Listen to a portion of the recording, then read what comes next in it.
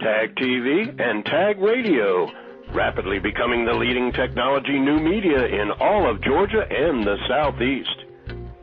This edition of Tech Talk is brought to you by Integrated Learning Solutions. Wait, worry, or take control at integratedlearningsolutions.com. Increase sales, productivity, and client retention, lower training costs. integratedlearningsolutions.com. The year's most prestigious and largest attended technology event in the state of Georgia, arguably the entire southeastern United States. It's the 2010 Georgia Technology Summit, and it all begins the morning of March 24th as technology entrepreneurs, top corporate executives, innovators, educators, and leading government officials gather together to celebrate Georgia's world technology leadership and innovation. All the CEOs, CTOs, and CIOs, all in one place, all at one time, for a one-of-a-kind summit that promises to be the best in its now 6-year history.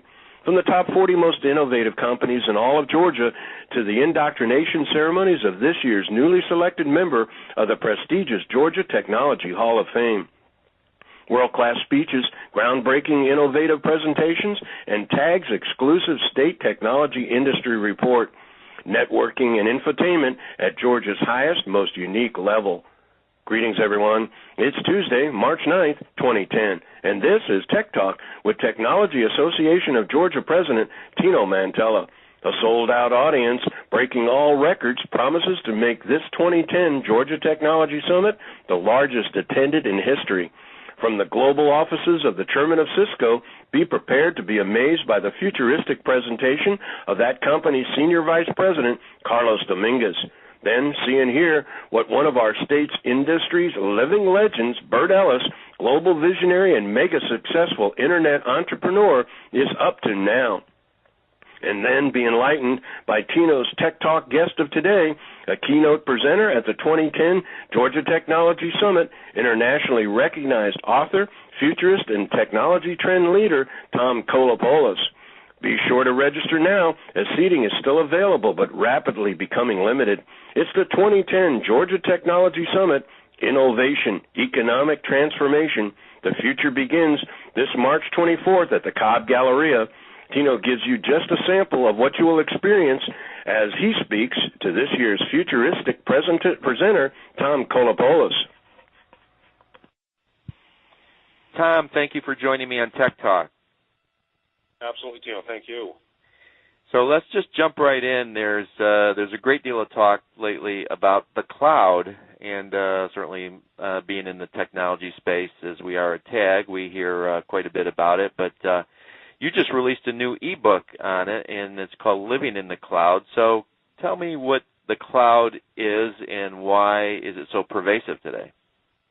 Yeah, I mean, we hear so much about it, Tino. I think that it's become mainstream to talk about this notion of the cloud, and part of it is definitely a technology phenomenon. So you have companies like Salesforce.com, folks like Amazon, who are providing services and applications in the cloud. And what they're really doing is creating a separate hosted facility where you can use the applications or the server space that you need on a pay-by-the-dose basis.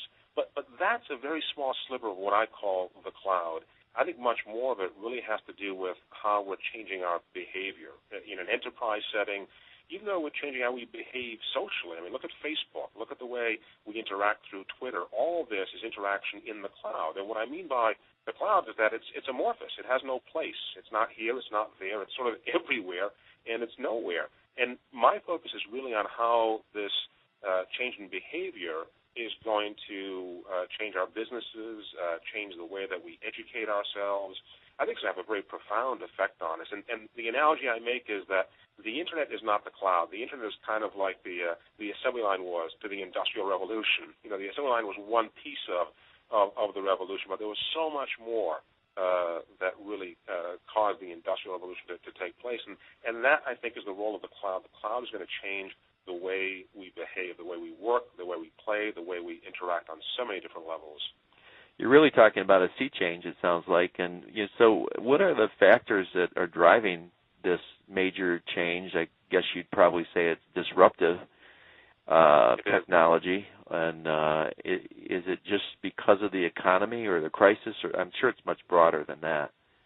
It is, but never underestimate the value of a good crisis. Yeah, heard that before. It's the trigger, right? It's what finally gets us off the dime and causes us to move. So a lot of times the drivers were there. They might have been subtle. They might have been under the surface, and along comes a trigger that acts as sort of a milepost. Then the trigger was the global financial crisis. I think that really sort of made us buckle down and think much more seriously about notions like innovation, how we use technology, how we invest in technology. But you're right, the drivers are much greater than just the global financial crisis. And I'll tell you, some of the drivers are sort of this fundamental shift in the power structure of the globe. We see tremendous shift in economic power to developing countries, to China certainly, to other developing countries within Asia. We see a tremendous amount of attention being paid to some of the incredible problems that are staring us down. Problems having to do with how we manage global climate change. These aren't small problems; these are huge problems. And fundamentally, I don't think that we're going to solve those kinds of problems, the economic situations that we face, the ecological situations that we face, with the same kinds of tools, both from a technology standpoint and a behavioral standpoint, that we used if we look at how we've approached these problems so far. And I think the real drivers, at the end of the day, are that the problems we face are so complex that we just can't solve them with the tools we have in place right now. And that really is forcing us to think very long and hard about how we're going to deal with this, order of magnitude increase in uncertainty and in complexity. So one of two things will happen, right? Either the problems will get simpler or we're going to get better at solving them. Right. And I have a sense that they're not going to get simpler. Right. Well, the whole movement towards open source, we used to hear a lot, and it's still out there, virtualization, and now the cloud, and I think it means that the world in which IP flows is going to be faster, and there's going to be more freedom. And so I've heard both sides of it. Certainly there's a lot of positives to that, but aren't there some downsides as well? I imagine, for one thing, there's going to be some winners and there's going to be some losers in this thing. Yeah, there will be. And, this issue of IP, that question that you just brought up, Tino, is the one that probably keeps me up at night most of all, because I just don't have a good answer to it. I can share with you some observations which I think are very important. And one observation is, if you look at how our kids or this next generation is treating IP, it is so vastly different than the tenets that we grew up with. Right.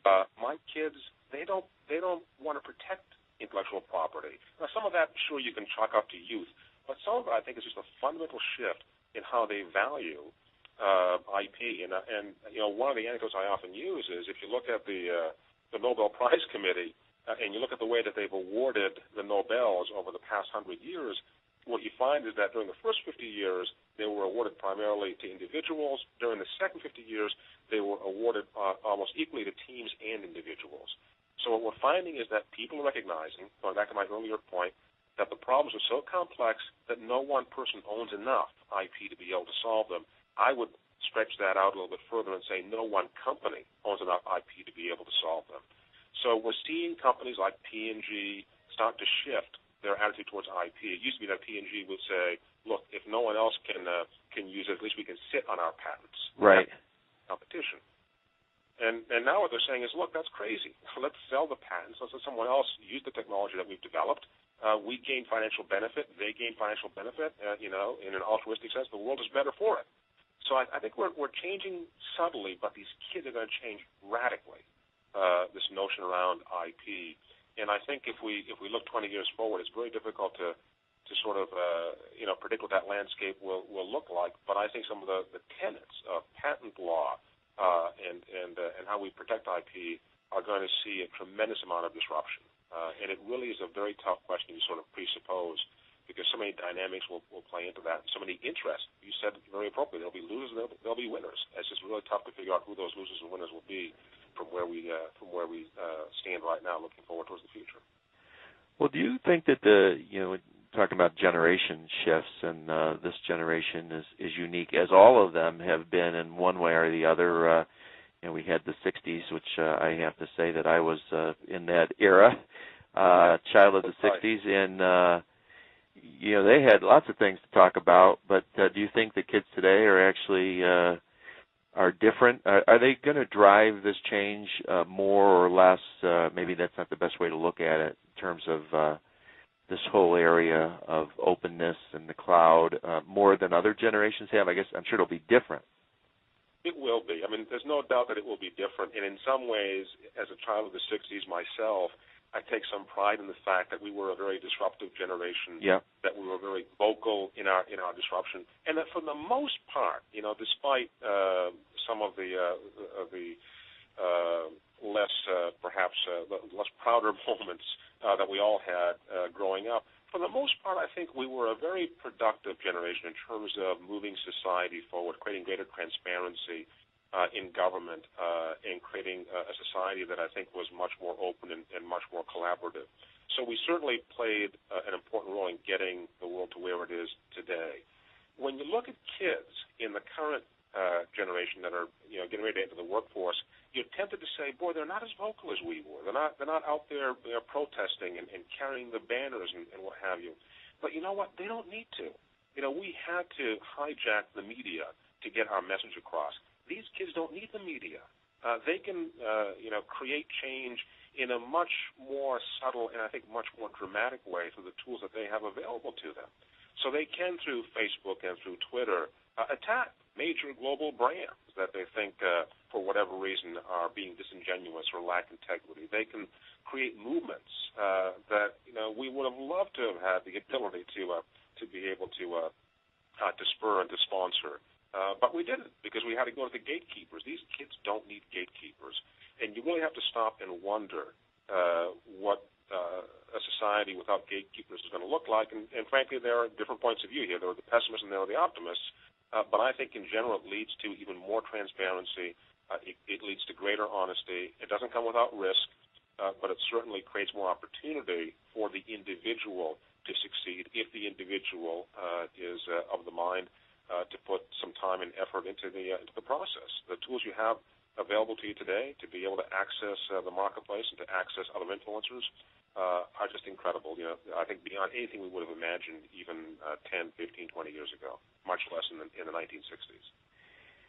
Well, we have time for one last question. If we were to boil all this change down, ask you to do that and point toward a positive result that will come out of the uncertainty and the volatility that surrounds us today and the changes that are taking place, what would that look like in, say, 10 years, 20 years down the road? Yeah, so you're going to call me the task on this one, aren't you? I think that crystal ball, it really is, because there's so many different factors that you have to sort of take into account. I am fundamentally an optimist, and I am so encouraged when I see the kinds of opportunities that both the technologies and the behaviors that we've been talking about today do afford, not just to privileged kids within the U.S., but to underprivileged kids around the globe. If you're smart in today's world, you stand so much better of a chance at being able to get your idea known. And it is because of the technology foundation we have laid, but it's also because of the behaviors that we're adopting, behaviors of transparency, of openness, where ideas can move much faster than I think we ever would have believed they possibly could. And without, as I said, without the gatekeepers in place to stop the flow of those ideas, I think the opportunities are limitless. And I'll sum it up for you. I think what we need to do is not learn how to be more innovative, how to be more creative. What we need to learn to do is how to stop killing ideas, and that's what we're getting really good at. We're getting really good at stopping to put barriers in front of ideas, and that to me is a very encouraging and optimistic view of where the world can go in 10 to 20 years' time. So I like the way you ended, because this idea of stop killing ideas, and you're coming to speak to our hopefully 1,000 or more people at the Georgia Technology Summit on March 24th.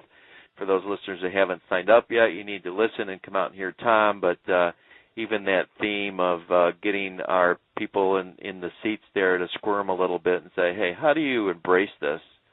No matter what generation you're in, it's coming. It's coming. You got to get on the boat, or going to be left behind. But I think this is going to be a really interesting conversation that you'll have with our audience. And I thank you for agreeing to come out, and look forward to the 24th.